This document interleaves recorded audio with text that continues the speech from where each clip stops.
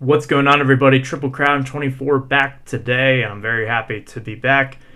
I know I haven't been on YouTube as much commenting on videos. I will be making my rounds here over the next week or so and getting a little bit caught up. I've just been interested in a lot of different things. I took like a little break there for a week. It's usually good for me to recharge my batteries. I haven't really been buying all that much to go along with it because I have been saving up for a few things that I would like to get towards the end of this year. So cards kind of the card budget has to take a little step back, but still on the road to 2K. Going into a new episode of that today. I'm going to show you a care package that I got in, as well as a couple of bigger time pickups that I've gotten. I've been getting a lot of Sport Lots orders in as I've been selling on Sport Lots as well, but I won't show all those because I've already been putting them away. I actually just finished my top loading project earlier this week, so now I can finally focus back on YouTube and buying new cards just because that project's finally over. But I did get in a care package from Dustin and Blake earlier this week, which was very cool for them to send that my way, thinking of me and asking if I needed any cards. Here's some Tigers they sent me from various eras. A lot of these I actually did not have, so that will be really cool. I'll have to sort these out and put them in the appropriate place in my Tiger player binder. Got a couple of cards in here that I'm not even familiar with, and some of my favorites like the 92 Ultra. So those were all really cool. I really like this card right here. This will go on the YouTube PC along with the note that they sent me. Signed card number 2 of 6. There you go. A little bit about them on the back. And then they know me well because I got this Honus Wagner from the 150 Years of Baseball patch set. That they put these in blaster boxes of 2019 Series 1 and Series 2.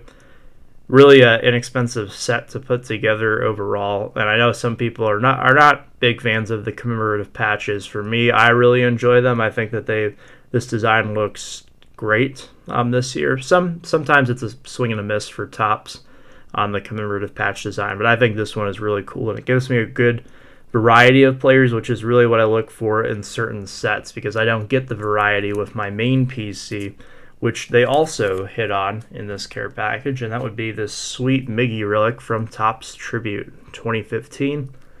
Now, what catches my eye about this one is that it has pinstripes on it, and I have not seen one of these with pinstripes before. What I think it's from is actually the Detroit Stars, which is what they wear in the Negro League celebration weekends that they do. That usually happens once or twice a year, I believe. And those jerseys that the Tigers wear, if they're the home team, well, I think they wear it regardless if they're home or away, but they are white with blue pinstripes. So I'm pretty sure that's where that comes from. For vintage Tigers jerseys, that's one that I would like to own one day. I just think they look really cool. So if you're not familiar with that design, definitely do a quick Google search after this video and take a look. But really cool relic. Thank you, Dustin and Blake, for hooking me up with that. Go check out their channel if you're not familiar with them already. And I did get 2 cards in that I will show off today on camera. That puts me up to 1,411.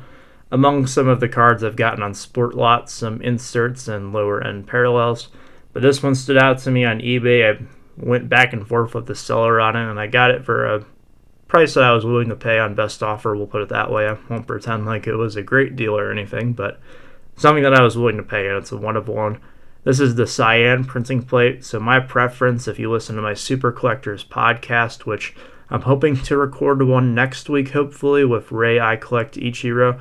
I have to reach out with him about the details, but he will be the next guest on the podcast. If you listen to the last one, you heard me talk with B-Roth6 about the black printing plates and how I'm a big fan of those. For the Tigers, the cyan ones usually work out pretty well just because it's a dark color, so the details, like you can see the facial features of Cabrera and like the wrinkles in the jersey, those kind of fine details that you would get on a normal card that you'd be able to see, it still shows up here in the plate despite the absence of the colors black, magenta, and yellow. So cyan printing plates are also some ones that I usually will look out for. Black is what I most often target, but sometimes some of the blues really pop to me. Magenta and yellow ones for the Tigers, kind of hit or miss. I haven't picked up any of those yet, but I imagine I will at some point if they're up for the right price. And then, of course, if it ain't immaculate, it ain't me. We've got a new Panini Immaculate card, autograph number, oh boy, what is it? 36? Yeah, I think that's right. In my collection now. Really fantastic autograph. This one looks just as good as some of his ones in 2019, which I think are his best signature to date, really. He really knocked it out of the park right after he won the Triple Crown with making his signature really stand out, which is odd because he actually started signing more again right after he won the Triple Crown because Topps wanted to take advantage of that. So did Panini as well. And you'd think with someone having to sign more stuff, they'd shorten up their sig, but he made his even nicer, and he started adding like inscriptions to the cards as well. That's really nice when you get those inscriptions. This one right here, it's just really well placed. The autograph does extend over into the picture here, but not a huge deal. It's a really nice looking card, numbered to 15 on this one. This is the Heroes autograph subset in there. I won't call it an insert set since pretty much all of the cards in an Immaculate box are inserts. And you can see here on the back talking about his batting titles and MVPs, and talking a little bit about the start of the 2014 season as well. Panini usually has later product releases on a lot of their baseball stuff, so like NT and Immaculate will come out later in the year, or at least late enough where they can actually recount experiences or games from the beginning of that current season, kind of like Heritage High Number does for Topps. That's usually the first product that acknowledges the current season, aside from previewing that season, of course, in some of the early releases. But the products that actually acknowledge events from the current season, Panini is usually pretty good about that, which is really nice to have that within the current year. So there you have it, 1,411. I don't know if I'll get the counter up today or not. I'm actually kind of in a rush because I got to go to work here pretty soon. Well, actually, I'll be at work when you guys see this, so hello from work for everybody who's watching this right now on Friday evening.